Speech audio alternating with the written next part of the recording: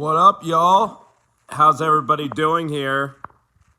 Nice visual of my big fat head on the screen.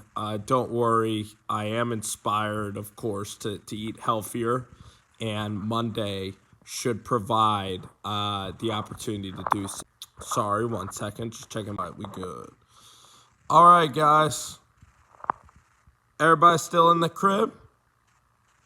Everybody in the crib. Everybody in the crib. What's up, Brandon? How you doing, man? What up, Octavius? I mean, I didn't even watch that Seattle game, but boy, Russell Wilson, he was downright terrible today. Yo, that was unbelievable. He pulled up and didn't even try to make the tackle, and you always hear like Teddy Bridgewater, team guy, leadership guy, like people will take a bullet for him. He didn't take a bullet for his team, man. It's just incredibly disappointed. If you're the Denver Broncos, I mean, you got to move on. I mean, you're 5-5. You're so average. Your offense is totally average. You're not going to win anything. If you squeak into the playoffs with Vic Fangio, like, it's just dumb. You have a talented defense. I mean, Denver needs to go out and get a young offensive coordinator like Liam Cohen or Kellen Moore. Kellen Moore, they're not going to get.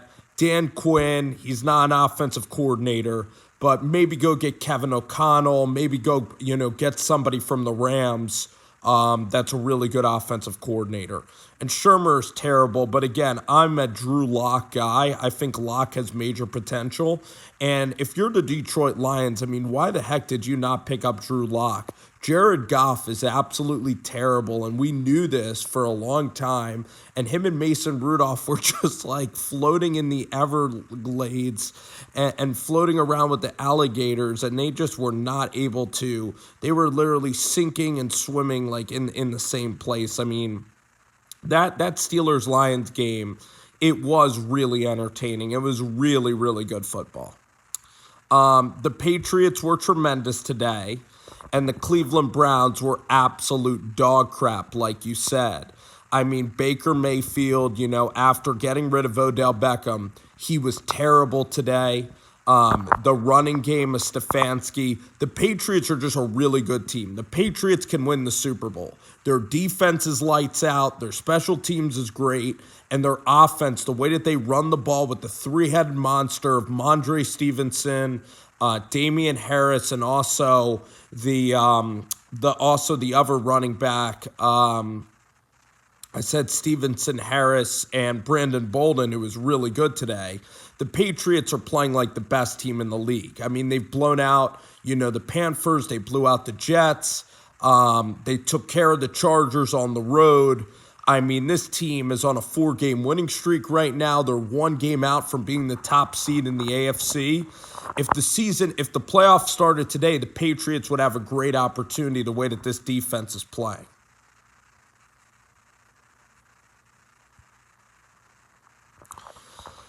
Very good point. Very good point about Drew Lock. Basically he might not have gained the coaching staff's respect because him and Blake Bortles, they used monitors to track where they were going, to feed off of the track, to avoid getting caught with suspension with the coronavirus and the NFL's policies, which many think are really strict policies. So I understand that Drew Lock, by not doing that, I understand that by Drew Lock not following those policies, it may be, I understand how the coaching staff might not trust Lock after that. Scangarella was great. He was balling in Houston. Detroit, he played well last week of the season. He was hurt last year, just like Tua in year 2. I mean, it was ridiculous. He was so hurt, and the team completely moved on from Drew Lock. I don't know if they were that invested. It was a second-round pick. Then John Elway left and Scangarella left, and you're absolutely right. Ravens talks about how the Chiefs are looking back. I mean, 27-14. This season is just so long. I'm going to go on a little rant here about the season. I think that certain teams like the Cardinals, the Tampa Bay Bucks, They just don't care about this portion of the season. Same with the Chargers. Same with the Rams last week. I mean, when you play 17 games, you're not going to prepare your best for 17 straight weeks of the season. You got to know when to peak and you got to know when to give a little bit. Because it's unrealistic to think that these guys can connect for 20, 21 straight weeks. Just losing that extra preseason game, I mean, the 16 games, guys, was just every game mattered. The product was better. I'm telling you that the NFL has ruined itself for me in a little bit of ways. I mean, let's talk about this. The NFL, the roughing the passer rule is completely full of crap. It's a terrible, terrible rule. I mean, if a guy hits into a quarterback, I mean, when a defender drives a quarterback into the ground, that's the definition of a sack, is when the defender drives the quarterback into the ground, that's the definition of sacking a quarterback. For all of these defensive guys, for guys that grow up watching Lawrence Taylor or grow up watching like Dick Butkus and some of these great like Hall of Fame players like John Lynch, Brian Dawkins, Sean Taylor, the biggest hitters, that's what spearing and that's what football is all about, and the college game is better in that way. The taunting is absolutely despicable. I mean, everybody plays football. Everybody plays with their friends so that you can moss a guy for a touchdown and spin the ball at him. I mean, that's just part of competition. I mean, look at every great athlete, Tiger, Kobe Bryant, the intimidation factor, the stare downs, Michael Jordan, the hated rivalries. That's why we watch sports, because we watch it because it's some kind of innocence about it. It's fun. It's mano-a-mano. It's chippy. It's an area of life where you can let go and like actually be yourself and actually have fun without having to worry. And the fact that Mike Tomlin says like, oh, little kids are watching these games. Come on, man. And little kids want to have fun. And little kids, I mean, just because you're taunting, you think that a kid's going to grow up to be a bad kid because you spin a football at another grown man. It's ridiculous. It's like the NFL acting all high and moral all the time. It's stupid. Stupid. The taunting rule is ridiculous. It takes the joy, it takes the enjoyment out of everything involved with, making a big-time play. And the refs are just making it just stupid. I mean, today's games were blowouts. The Jets didn't provide anything for us. The Browns game sucked. The Titans-Saints game, not even that good. I'll talk about the Philadelphia Eagles. The schedule, Danny, is very easy, and Vincent Jimenez is in the chat. Victor Jimenez. The reason why the Eagles are making the playoffs, you talk about playoffs, you kidding me, playoffs. The reason why the Eagles are making the playoffs is because their schedule is really simple, all right? You play Redskins, you play Jets, you play the Giants. You play the Giants and the DC football program. You play Heineke and Jones twice. You play the Jets, and next week they're hosting a Saints team that is on a two-game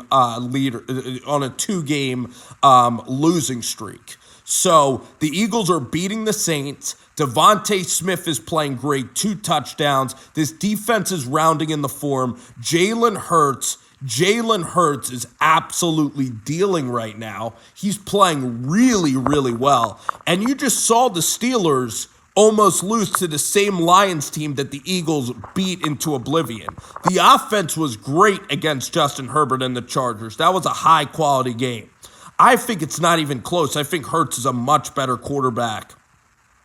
Than Jones, and I'm saying that as a Giants fan because Hurts is very mobile. He has much better instincts for the position. Daniel Jones cannot feel the pocket. Like Jalen Hurts at times, it feels like he has eyes in the back of his head. He's great at knowing when to escape the pocket. In terms of deep ball accuracy and touch on a deep ball, Jalen Hurts is much better at touch than Daniel Jones, especially throwing the football deep. Both of their throwing motions are not great, and it's not like Jalen Hurts has the biggest, strongest arm. It's not like Jalen Hurts is like Deshaun. It's not like Jalen Hurts is out there And it's not like Jalen Hurts is I'm trying to think of the elite level quarterback, like even a Kyler Murray, maybe Aaron Rodgers, Josh Allen. He doesn't have that horsepower, but he's really, really solid. Intermediate games, pretty good. And he also gives you the running threat, and you're not paying him a ton of money. You're paying him like a second-round quarterback. You build a defense around Jalen Hurts. The Eagles are proving that they're on a really good track here. And also, with Malik Willis being 6'1", he's the one quarterback that has true star potential, him and Carson Strong in next year's draft. So Hurts isn't unbelievable. I mean, Eagles fans, they had some really good years with Carson Wentz, and Donovan McNabb was a damn good quarterback, borderline Hall of Fame level quarterback. He's on the same level as like Rivers, Tony Romo, and Matt Ryan. That's how good McNabb and T.O. were, and McNabb, and he made guys like Curtis and Todd Pinkston really good. McNabb is by far the best Eagles quarterback in history. So they've had Andy Reid, Doug Peterson, Reid forever, and now Nick Sirianni in this first year. The Eagles are 4-6. You look at how weak the seventh position in the wild card is. I mean, heck, Carolina might even be in the playoffs, and the Eagles have beaten Carolina and Atlanta. So, again, I don't like the Philadelphia Eagles. I'm a Giants fan. I really don't like it. Yeah, I do. I want the Giants what I want the Giants to do, and it's crazy because this is my show, so I can actually say whatever ridiculous thing I want on this show. I want the New York Giants to get Kyle Shanahan. I want Kyle Shanahan to be fired from the San Francisco 49ers, okay? Because I really think that there is smoke to this story, that Kyle Shanahan wanted Mac Jones in his offense. And the way he's handling Trey Lance in this defense, all right? It's funny because people say I love the pick with Jones, and I just loved it because everybody was so rude to Daniel Jones that I wanted to actually give him an opportunity. I even had Jarrett Stidham rated really high in that draft class. I mean, it's tough to think of a rookie quarterback as a messiah because your hit rate is 50%. I mean, even the best ones. But I wanted to give Daniel Jones an opportunity, but he does not extend well. He never comes through at the end of games. His arm strength is not what I really want. And you were right. I mean, you were right. And at that time, a lot of people wanted Dwayne Haskins or Josh Allen. And it was really tough because Eli was completely done. And it was just a really tough situation because you were moving on from your legendary quarterback. Kyle Shanahan can create run schemes, okay? He did an unbelievable job with the Atlanta Falcons. His offense with Jimmy Garoppolo, even when Garoppolo first got there, he was really good with Kyle Shanahan when he first got there. I mean, Jimmy G's been injured every single year. They were still really competitive last year, all right? And he took them to a Super Bowl, and they were pretty much one play away from winning the Super Bowl. And he was the brains of that Atlanta offense with Matt Ryan, had his best year under Kyle Shanahan. So, you look at the players. By the way, they lost their defensive coordinator, Robert Saleh. Okay, they were starting C.J. Beathard as a quarterback. All right, so I'm telling you, Shanahan can still call plays and he can innovate. And I'm telling you, with the speed of Shanahan, it's just that this year Brandon Ayuk really hasn't come through for him. The defense is a complete mess. The culture, I guess you can argue about the culture not being good in San Francisco, but again, it's Kyle's first opportunity, and you combine that with John Lynch. I think that Chris Sims and Kyle Shanahan together, I think that they will bring the Giants football back because I at least know Shanahan is an NFL coach. He knows how to prepare for each game. He's a grinder on tape. His dad was an awesome coach. I'm telling you, I really like Kyle Shanahan as a head coach. I really do. He gets his own defensive coordinator and he changes things up. I saw your comment. About Steve Sarkisian, and Pete wants to talk about the Broncos. With Sarkisian, it's year one, and I would just wait on it, but the culture is terrible and the defense is terrible. Let's talk about the Steelers. We got some Steelers fans and we got Mac Jones people here. I believe that the match is perfect. I mean, Mac Jones, what he has to do on a given basis when your defense and running game is so good, it is true that you have to do less. But at the same time, you have to be the style quarterback that Bill Belichick trusts. And it's not a glamorous style. I mean, because you have to be okay throwing screens. Your stats are going to look really pedestrian if you're Mac Jones. And it's a lot of studying. It's a lot of staying. It's not very fun for a lot of quarterbacks to really dive into that Josh Daniels system. And you pretty much have no improvisation within that system. You have to go where the ball goes. You can't really turn it over. You're under a really strict watch of Bill Belichick. You're replacing the shoes of the greatest quarterback to ever play the game in Tom Brady. I mean, the thing is that what Mac Jones does so well, he's accurate, he has a quick release, and he's a pocket passer, and he's really accurate, and he throws the ball to these guys where they can make plays. He also is checking in the run plays every single week. I mean, Mac Jones is loved by his teammates as well.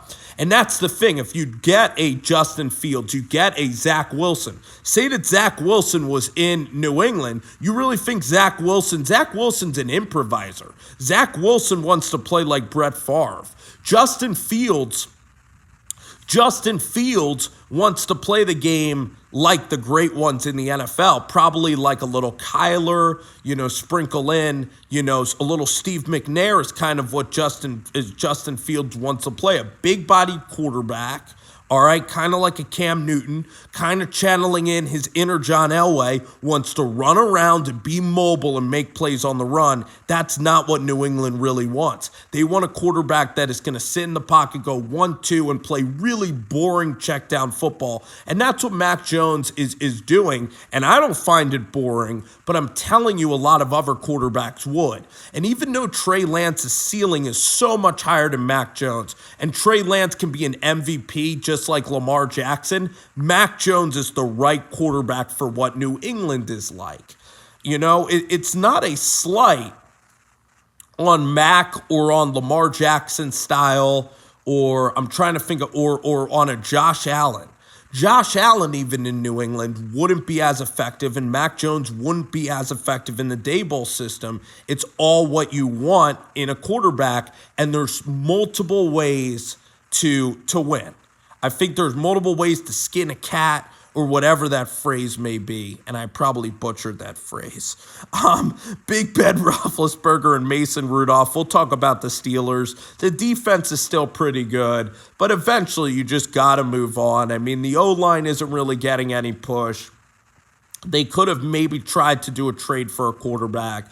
Next, it's very tough. They're kind of in the same situation as the Giants because they're dealing with a quarterback that is a legend, right? You're dealing with Big Ben Roethlisberger. And he's done so much for the Pittsburgh Steelers. He's won so many playoff games. You think about that cold game in Kansas City a couple of years ago when he went into Kansas City at 8 o'clock and beat Andy Reid and Alex Smith with Antonio Brown and Le'Veon Bell. You think of the plays in the early 2000s, of course, the Santonio Holmes play, him going in and beating Peyton Manning, and all of the greatness that Ben has showed in his career. He was better when he had a defense in Pittsburgh that was this lights out. If Big Ben was anywhere close to being healthy, this team would be a really, really good contender in the AFC. So Big Ben is absolutely done. But Mikey, here is the thing, is that now the Steelers don't really have a choice on who's going to be the next quarterback. They could try to get a bridge quarterback. You could try to trade for Drew Lock, who started a couple of games in this league. You could get Jacob Eason and really try to build like some quarterback depth. In this draft, a lot of people are going to want Kenny Pickett because he's a Pittsburgh guy, but I don't think Kenny Pickett is all that good. One, he hasn't been good in college up until this year. He has 8-inch hands, which are really small and weird. I know he throws in Heinz Field, so I guess you can argue that the glove in the NFL ball won't affect him. But he does not have a big arm. His escapability isn't that good. He doesn't have star potential. His accuracy lacks at times, all right? I'm not a Kenny Pickett guy. I'm not a Matt Corral guy either. I think it's kind of a weird sidearm release. I think he does make mistakes, even though he's kind of cutting down the mistakes. And I think that he plays in a college system, very up-tempo offense with Jeff Lebby and Lane Kiffin. I don't like his release. He plays very small at 6'2" and a low release point. I don't think he's that accurate. I don't think that he's going to be a really, really good franchise quarterback. That leads you to Malik Willis. I believe Malik Willis has the tools to be a franchise quarterback. He has speed. He's powerful. He's tough to bring down. He can roll out on the edges. You could create an incredible running game if you have Malik Willis and, let's say, Najee Harris. And Malik Willis can spray it to multiple parts of the field. So you can really put defenders in conflict. If you're mobile, it's a lot easier to play quarterback, obviously, in the NFL. When teams rush 3 guys, you can extend the play very easily. A lot of times explosives happen because quarterbacks are rolling to the right and they throw back across their body, which was always told something to not do, but that's what Josh Allen does. So Malik Willis is really good. And then I would also say Carson Strong at Nevada. If you have a really good interior line, you give Carson Strong time to make throws. He has elite level arm strength and accuracy, and his leadership skills are great. So those are the 2 guys that I would say are the quarterbacks that I would like. Well, I'm doing a video. I'm recording a video, so thank you. Okay. All right. So overall, guys, what a crazy day in the NFL. I'm just moving over here. I'm going to talk about this quickly, but Pittsburgh is eventually going to move on from that quarterback. I appreciate you guys, hopping in here, viewing this video. It was a weird day in the National Football League today. Not every team is playing. It's looking like Kansas City's going to figure it out. I'm not worried about Tampa Bay figuring it out. The Jets are an embarrassment. I mean, with Robert Saleh, this team just gets blown out every single week. And it's not even like the Lions or the Jags get blown out either. So it's depressing if you're a Jets fan watching this video. But anyway, guys, it was a freaking blast. I'm probably going to try to upload a new video tonight. Might even go live again with Bruce the Sports Doc here. And really appreciate everybody stopping in. Got some new equipment, so kind of excited to utilize that. And Mikey, thank you, and everybody, Octavius, everybody in this chat, Steelers and Broncos fans. I do appreciate it, and I'll get into some specifics on my videos. Alrighty, take care, guys.